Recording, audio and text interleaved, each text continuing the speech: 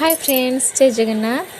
Welcome back to my mini blog. तो channel तो start करूँ आज ब्लॉग। तो आज संध्या बेले मोर जीवर थिला काली जेहेतु सावित्री किसी भोग सामग्री आ पूजा जिनस किसी किणापी तो बहुत ये अपेक्षा करी पतिदेव केतवे आसवे। तो हठात आसी पहुँची पतिदेव तो सांगे सांगे काल मिलमन कर पहुँची पूजा सामग्री दुकान में।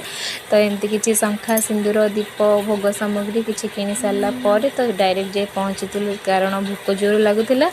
तो भेज फास्ट फूड दुकान में पहुँची से मशरूम पकड़ा और भेज रोल खाई सारापर तो शोष लगी जाइलु टे नांडी बगुली पीवाई। चलते जीवा टे नांडी बगुली पीवा कारण नांडी बगुलीटा पीले पेटपाई बहुत भल और देहपाई भी बहुत भल।